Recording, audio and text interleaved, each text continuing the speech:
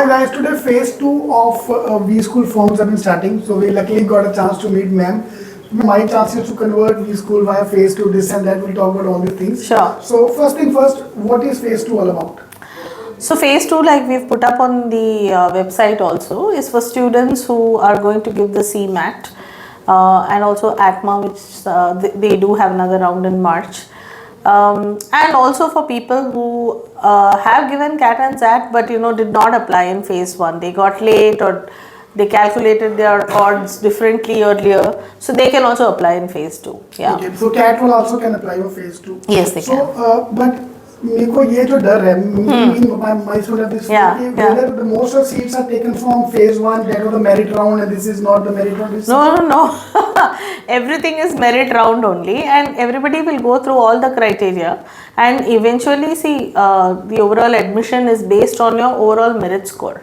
So whether you're in phase 1 or you're in phase 2, the very fact that we'll hold a phase 2 without if you did not have a chance, why would we even host it? Correct. So we were very clear that we are going to have it in 2 phases, and the reason for this is not because we think phase 2 is not great or but it's because of the different timelines of these exams.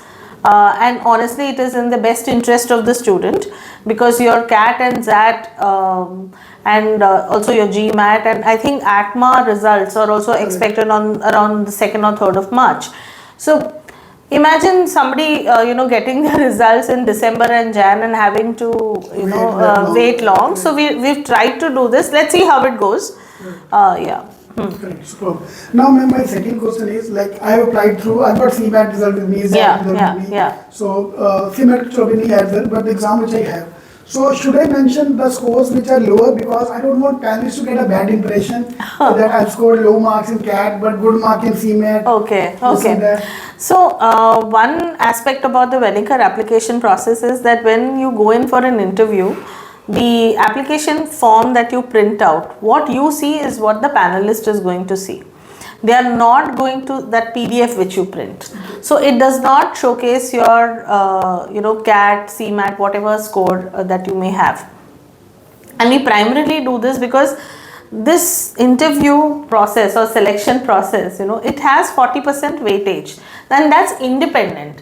For the entrance, there is a 40% weightage. So this and that don't have to be, mixed, and we don't, believe in creating a bias that, okay, if you're a 85 percentiler, 90 percentiler or a 75 percentiler, you start on a great wicket or you start on a poor, wicket kind of a situation. It's not like that.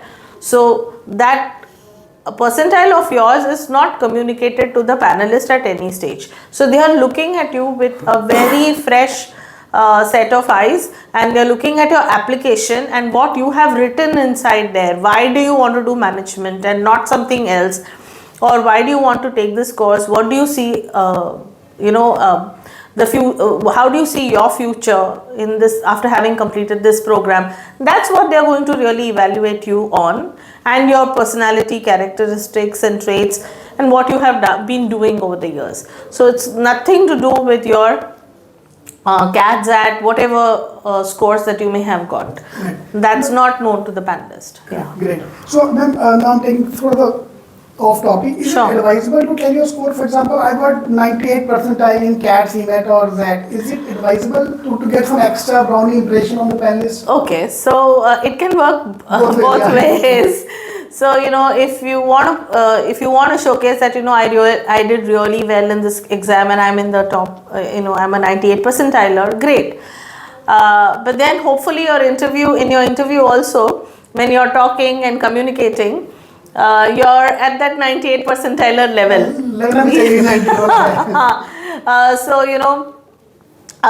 So my thing is hold it and see how your interview goes, and then decide whether you want to push that in or no. Otherwise, the expectation might be, oh, you're a 98 percentiler, I expected a much better response. तो जरूरी नहीं है तो क्यों? It might backfire as well. Yeah, So, yeah. Great. Okay, ma'am. Now, Vilinka is very much focused on the form which we fill. Yeah. So this is advice to everyone to please make sure your form is correct. Yeah. All the whatever you're writing, you stick to those points. Yeah. So do your homework before you apply because Absolutely. it can be taken book. पूछेंगे कि ये क्यों लिखा है वो क्यों लिखा है. हाँ, so I want to say two really some funny things also.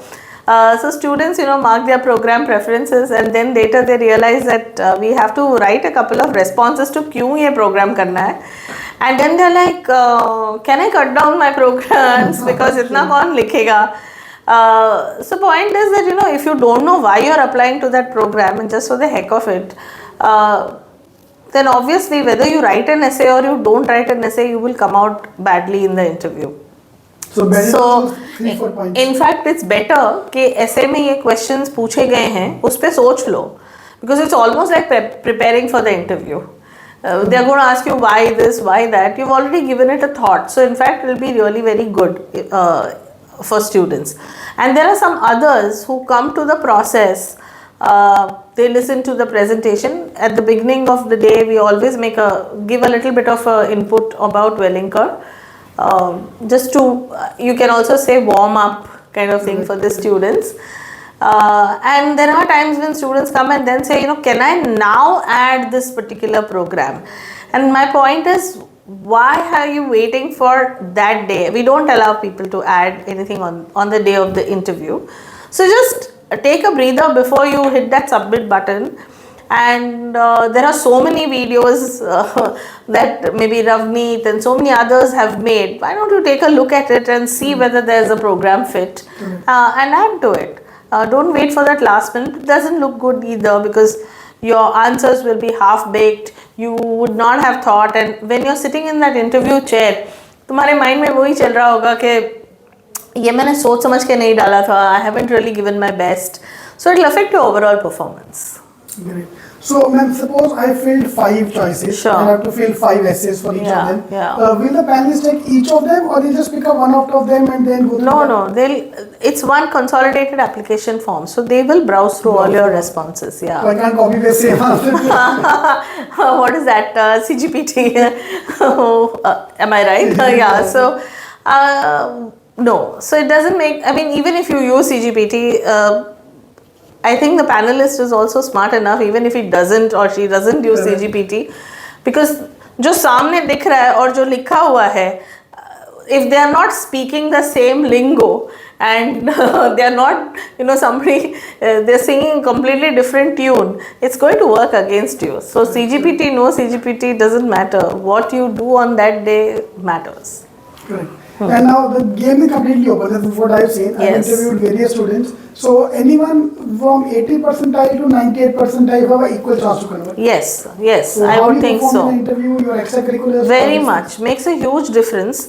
And I think that is the biggest advantage, because all those other things are now out of your hand. What is really in your hand is those 40 marks, and those 40 points are completely in your hands, because it's all about communication, it's all about how you're responding, it's about how you're going to portray your own personality traits.